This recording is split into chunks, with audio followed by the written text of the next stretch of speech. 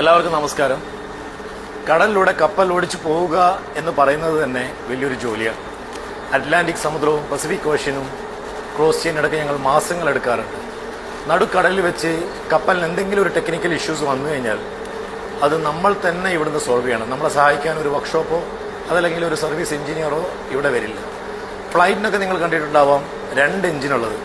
പക്ഷേ ഈ പടുകൂറ്റൻ കപ്പലിന് 22,200 കിലോ വാട്ടുള്ള ഒരൊറ്റ എഞ്ചിൻ മാത്രമേ ഉള്ളൂ. അതിനെന്തെങ്കിലും കേടുപാട് സംഭവിച്ചാൽ നമ്മൾ തന്നെ അത് റിപ്പയർ ചെയ്യണം.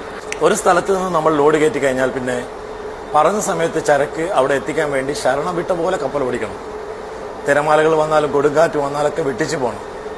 കാരണം ഈ കപ്പലിൻ്റെ ഒരു ദിവസത്തെ വാടക, ചാർട്ടർ ഓണർക്ക് കൊടുക്കുന്ന വാടക ഒരു CRന്റെ അടുത്ത് വരും.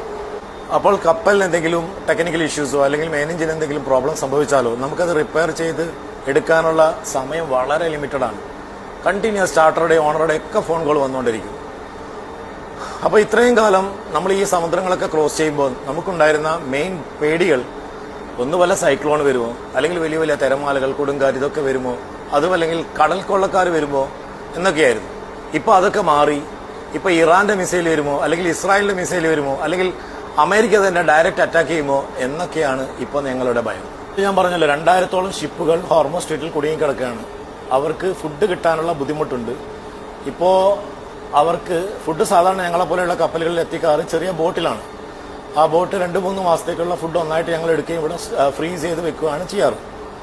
പക്ഷേ ഇപ്പോൾ അവർ ഒരു ചെറിയ ബോട്ട് ഒരു 10-25 കിലോമീറ്റർ ട്രാവൽ ചെയ്ത് വന്നിട്ട് നമുക്ക് ഈ ഫുഡ് സപ്ലൈ ചെയ്യാൻ ചോദിക്കുന്ന പൈസ $50,000 ഏകദേശം 45 ലക്ഷത്തോളം രൂപ. അവരെയും കുറ്റം പറഞ്ഞിട്ട് കാര്യമില്ല. ഈ യുദ്ധ ഭൂമിയിലേക്ക് സാധനം എത്തിക്കുക എന്നുള്ള പറഞ്ഞാൽ കുറച്ച് റിസ്ക്കുള്ള കാര്യമാണ്. അതുകൊണ്ട് ഈ യുദ്ധം എത്രയും പെട്ടെന്ന് അവസാനിച്ചാൽ മാത്രമേ നമ്മുടെ എല്ലാം ജീവിതം പഴയതുപോലെ ആവുകയും നമുക്ക് സുലഭ്യമായി പാചകവാതകവും ഇന്ധനവും ലഭിക്കൂ. കൂടാതെ കേരളത്തിന്റെ സാമ്പത്തിക മേഖല ഗൾഫ് രാജ്യങ്ങളുടെ സാമ്പത്തിക സ്ഥിതിയുമായി വളരെ ബന്ധപ്പെട്ടിരിക്കുന്നു.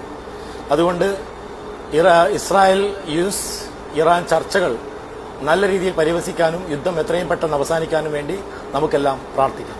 Thank you.